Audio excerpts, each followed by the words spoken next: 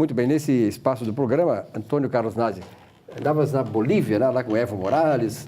O que achou da Bolívia, de modo geral, rapidamente? Não, eu fiquei bem impressionado. Fazia alguns anos que eu não ia lá e foi até antes, quando eu fui antes do Evo Morales lá. Mas a Bolívia vem crescendo aí 3,5 ao ano, não é? E eu achei La Paz uma cidade bem mais evoluída, né, economicamente do que eu tinha encontrado anos atrás. Me surpreendeu alguns dados, né? Triplicou o número de empresas registradas, né, no tipo junta comercial. Quer dizer, ele tratou aquele socialismo dele lá com um pouco de capitalismo no meio, sabe? E me chamou a atenção também que nós tivemos uma reunião com o pessoal do Banco Interamericano, com o BID, né?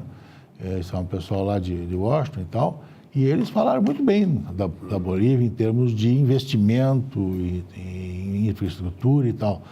E tem lá La Paz é uma cidade que o aeroporto está a 4.100 metros de altitude, a cidade baixa, né?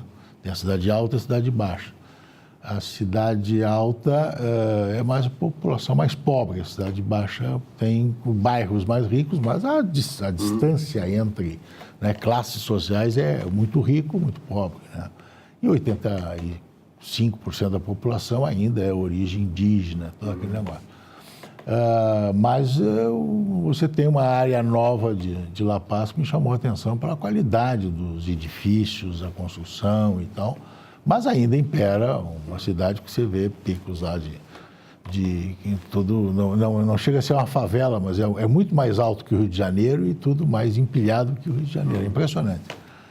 E eles criaram um teleférico que não funciona para turismo, é um teleférico de transporte urbano, que sai mais ou menos entre a área, a cidade baixa e alta, transformando em reais 12 centavos a passagem. E uma coisa que me chamou a atenção, eu brincava com os amigos argentinos, quando nós fomos visitar o teleférico, não se via nada de pichação nas paredes, ordem total, limpeza total e uma educação do povo surpreendente. Não tem aquele negócio aqui, metrô, empurra, entra, tá? Lá não. Tudo inicia pela cultura, né? Tudo em ordem e tal. Eu voltei bem impressionado. Tem que tomar um chazinho de coca quando chega por causa da altitude. A gente volta aqui e fica decepcionado com o Brasil, né? Impressionante essa coisa lá no Rio de Janeiro, é impressionante isso, né? Enfim. Mas, Nazi, eu não sei, eu tenho analisado a questão do... O Meirelles estava em Nova York essa semana, né?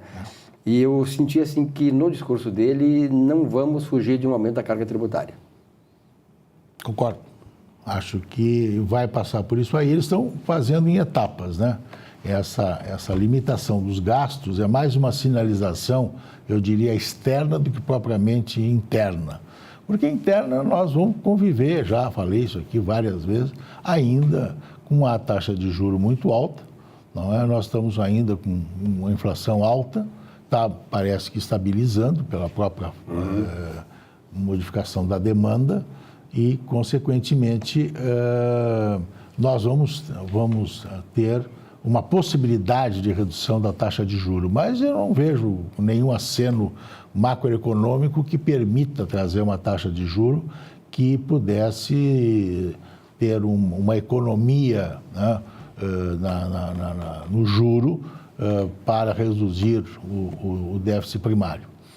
Mas, como o déficit primário para esse ano já está fixado aí no limite de 170 bilhões e o ano que vem nós vamos para um outro déficit primário, o próprio orçamento está mostrando isso aí. Quer dizer, nós não temos nenhuma tendência fundamental de trazer uma taxa de juro de Selic de 14% para uns 9%, por exemplo, né? Não vejo perspectiva. E há pouco tempo atrás estávamos em 7%. E é interessante porque os estudos do Fundo Monetário Internacional, agora da semana passada, já estão dizendo que a perspectiva para o Brasil de voltar a crescer é 2020, né? Então está perto daquela previsão que eu dei lá em 2014. Tem que arrumar a casa primeiro, vai demorar 3, 4 anos. 10 anos, né? Para a gente começar a voltar. O estrago foi muito grande, né? O estrago foi muito grande. Olha, e se tivesse dúvida ainda para as razões do impeachment, as eleições municipais deram toda a resposta. Parabéns. Eu fui um dos que disse exatamente isso aí. A população chancelou o impeachment. Né? Porque se houvesse, de parte da população, o sentimento de que foi injustiça, a população teria se manifestado nas urnas. Arrasou mais ainda. Quer dizer, chancelou o impeachment. Chancelou. Com o agravante do voto nulo, da abstenção, do voto em branco, sempre existiu. Mas o desencanto pela política. E vamos ter acho que uma resposta agora no segundo turno mais contundente ainda, na minha expectativa.